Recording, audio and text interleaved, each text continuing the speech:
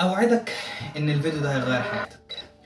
الفيديو ده ملوش تاريخ صلاحية، ينفع للرجالة والستات، الصغير والكبير، للناس اللي بتدور لحلول على مشاكلها، لأي حد شايف إن حياته اسودت. الفيديو اللي مش بس هيغير من طريقة تفكيرك، ده هيساعدك إنك تصلح من نفسك، تتعامل مع أصعب حالات حياتك، عشان في النهاية كل اللي أنت محتاجه إنك تسمع وتطبق، وأوعدك إنك هتغير حياتك. اتعلمت أعمل وش واحد بس، لسه هتعلم الباقي ان شاء الله قريب. وعامة انا دكتور عبد الرحمن رابعة طب بشري، والقناة هنا بنتكلم عن اي حاجة تحسن من جودة حياتك او تساعدك تطور من نفسك او تخلي نفسيتك احسن. بص عامة يا معلم، احنا هنتكلم عن 9 نقط، 4 منهم بنتكلم عن ازاي تصلح من حياتك النفسية، و5 منهم هنتكلم عن ازاي تصلح منك انت او من نفسك انت كبني ادم. النقطة الاولى في ازاي تصلح من حياتك النفسية هي تقبل حالات ضعفك. وجودك في حالات ضعف سواء اكتئاب، قلق، توتر، خوف، حزن، ده مش معناه انك تصاب بالخمول وتنعزل عن العالم او تبعد الناس من حواليك. هو عمليا الحالات اللي بتسمى حالات الضعف دي ملهاش علاج، بس ليها طريقة تعامل. برضو خلي بالك، حتى علاج الاكتئاب ده ما بيتكتبش الا في نوع واحد من انواع الاكتئاب، لازم يكون باستشارة طبية، بيتكتب في قمة الضرورة القصوى بس. طيب يعني المفروض ان احنا نتعلم ازاي نتعامل مع الحالات دي. يعني مثلا هل لما هبدأ اذاكر او اشتغل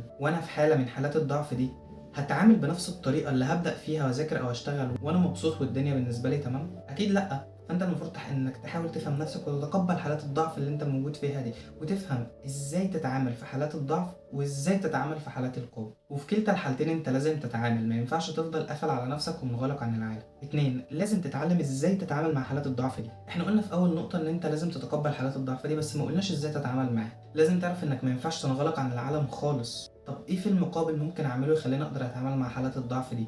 4 حاجات. 1، اطلب المساعدة من الناس عادي، وخصوصا الناس اللي انت مهم بالنسبة لهم. خد النصيحة منهم، اقعدوا اتكلموا، خرجوا مع بعض، اعملوا اي حاجة انتوا بتحبوا تعملوها مع بعض. 2، دور على الحاجة اللي بتبسطك واعملها. بص احنا للأسف في الحالات دي بنبقى مستنيين الانبساط هو اللي يجيلنا، مع ان بالعكس المفروض احنا اللي ندور على الانبساط ونروح. يعني مثلا لو انت بتحب تعمل أكلة معينة شايفة ان هي دي بتبقى بتبسطك، اعملها. 3، اشغل وقتك بحاجات جديدة. متهيألي ده انسب وقت انك تتعلم حاجات جديدة، هتشغل وقتك، ولان عقلك بيبقى هش وبيستقبل اي معلومة وبتثبت جواه، فانت تقدر تستغل الموضوع ده لصالحك. زي انك مثلا تتعلم رياضه جديده، او على الاقل ممكن تجيب لك بتاع شبه دي وتسلي بيها وقتك وانت قاعد، تخليك تقدر تهرب من جلد الذات اللي بيبقى موجود جوه دماغك. او ممكن تتعلم الطبخ. 4، وتقريبا هي دي اكتر حاجه فرقت معايا لما فهمتها، لازم تحط في دماغك ان اوقات ضعفك دي هي مصدر صلابتك وبتعلمك ازاي تقف على رجلك. مثلا لو اعتبرنا ان شخصيتك دي بيت انت بتبنيه، اوقات ضعفك دي عباره عن الاسمنت اللي بيخلي الطوب يمسك في بعض. حاول تتعامل مع الاسمنت ده صح وتستغله لصالحك. كده احنا قلنا نتطلب من اصل 4 في الجزء بتاع ازاي تصلح من حياتك النفسيه. 3 بقى، لازم تدرب عضله الصبر. بص في مقوله شهيره لعلماء النفس بتقول if you don't use it you lose it. الصبر زي اي مهاره، لو انت ما اتعلمتش ازاي تدربه وتستخدمه في اوقاتك العاديه هتلاقي نفسك بتنساه وما بتقدرش تسيطر على نفسك في المواقف اللي محتاجه منك تبقى شخص صبور. وغالبا هي دي بتبقى اوقات الضعف اللي احنا اتكلمنا عليها. فانت ممكن تبدا بحاجات بسيطه، زي مثلا انك لو جعان مش لازم تاكل في نفس الثانيه. وافتكر دايما مقوله سيدنا عمر لما كان بيقول افكل ما اشتهيت اشتريت، فمتى تتعلم الصبر. لو انت مثلا نعسان مش لازم تنام في نفس الثانيه، ولو زهقان مش لازم تجري على التليفون وتمسكه وتفضل تقلب في الريلز على طول. لا، استحمل شويه، اصبر شويه. حتى لو انت زهقت من الفيديو ده، لا اصبر شويه، كمل للاخر. حاجه تانية، بطل تبقى مفتري وتسمع المحاضرات على اكس 2، انت حرفيا بتهين الصبر. النقطه 4 في ازاي تتعامل مع صحتك النفسيه، وهي انك لازم تهرب من الافكار السلبيه. خلي بالك دي تقريبا اكتر حاجه فادتني. لازم تبقى عارف ان بنسبه 90% سبب حالتك السيئه دي هي افكار سلبيه جت جوه دماغك بهدلتك وقعدت ترسم في دماغك سيناريوهات ملهاش اي 30 لازمه ولا تمد للواقع بصله. ازاي تهرب من الافكار السلبيه دي محتاجه فيديو لوحدها، بس انا لخصت لك ازاي تهرب من الافكار السلبيه في ال5 نصايح التانيين بتوع ازاي تقدر تحسن من نفسك. 1، اللي هي تعتبر نقطه رقم 5 في الفيديو، انك لازم تدرب عضلاتك البدنيه. بص احنا دربنا عضله الصبر، لازم تدرب عضلاتك البدنيه. يعني مثلا نام كويس، اصحى بدري، كل كويس، انزل جيم، العب اي رياضه تيجي في بالك. العادات الصحيه دي هتساعدك في تنظيم هرمونات جسمك وتبعدك عن المشاعر المختلطه خالص، وتبعدك عن انك تبقى زي الحوامل كل 5 دقايق بحاله نفسيه. 2، اللي هي تعتبر نقطه رقم 6 بترتيب الفيديو، انك لازم تحترم نفسك شويه. وهنا انا ليه عايزك تحترم نفسك شويه. مش معنى انك وانت صغير كنت ما بتذاكرش غير بضرب الجزم والتهزيق انك تبقى وانت كبير برضو ما تعملش اي حاجه غير بضرب الجزم والتهزيق. يعني مش لازم تقعد تهزق في نفسك علشان تعمل اي انجاز. بص انا عارف انه غصب عنك لان كلنا اتربينا على كده، بس خلاص انت كبرت. فبدل ما تقول لنفسك وتقعد تجلد في زادك وتقول يلا يا معفن قوم عايزين نعمل كذا وكذا وكذا، انا فاشل، انا مقرف، انا ما بعملش اي حاجه، ممكن تقول لنفسك مثلا هو تقريبا كان في فيلم كده بيقول لك ايه، يلا نهاره ابيض يلا نهاره فل، صح؟ فانت ممكن تعمل كده. وعامه تيجي ايزي يا معلم، يلا نقوم يا باشا نعمل كذا كذا، انت تقدر، انت استثنائي مش زي الباقي، وانت من المخدرات والحاجات دي.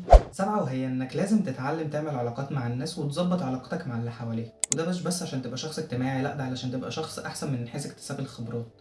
تقدر تكتسب خبرات من الناس اللي حواليك، تقدر لو حد عنده حاجة حلوة انك تتعلمها منه، تقدر تعرف تتعامل مع الناس. ومفيش حاجة هتفيدك في موضوع العلاقات مع الناس ده احسن من فيديو البودكاست كيف تنجح العلاقات لياسر الحزيمي. هيفيدك جدا وهيفرق معاك وهيغير حياتك 180 درجة صدق.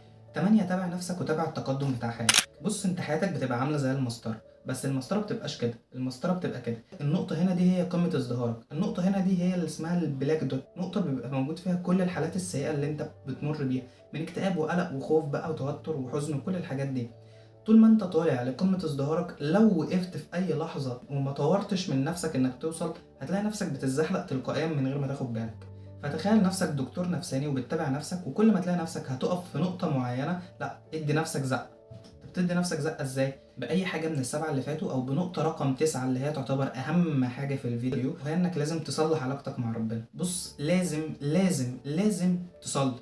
ما ينفعش الصلاة في حياتك تبقى شيء جانبي أو بتعمله وقت فراغك مثلا. صلي في ميعادك، ما تأخرش الصلاة، ما تجريش فيها، صلي بخشوع، طلع صدقة، اعمل إطعام، اعمل اي حاجه تصلح علاقتك مع ربنا. تاكد مليون في الميه ان طول ما حياتك سيئه يبقى انت مقصر في حاجه مع علاقتك مع ربنا. لازم تقرب من ربنا وتعمل حاجه تبقى فارق بيها عن الناس. يعني مثلا تبقى بتصلي ركعتين قيام ليل قبل الفجر، بعد الفجر تقرا ورد من القران، تعود على قرايه اذكار الصباح والمساء. وعامة ده أكتر حاجة هتصلح من نفسك ونفسيتك، والأهم إنك هتكسب دنيا وآخرة. بص في الآخر أنا عايزك تبقى فاهم إن النصائح دي كلها مش هتفرق معاك غير لو طبقتها فعلا، وبرضه تبقى عارف إن أي حاجة من الحاجات دي مش هتعرف تطبقها غير لما تاخد معاك وقت طويل. مفيش حاجة بتتغير في يوم وليلة، لازم تاخد وقت طويل بتاعها. بص أنا بأي نصيحة من دول ممكن أكون فتحت لك باب جديد من حياتك أو طريقة تفكير جديدة، فأنت ممكن تختار نصيحة واحدة أو أكتر وتطبقها في حياتك وتشوف الفرق بنفسك. متنساش بقى تعمل لايك وسبسكرايب علشان لسه في حاجات كتير هتفرق معاك زي ما فرقت معايا ويمكن أكتر.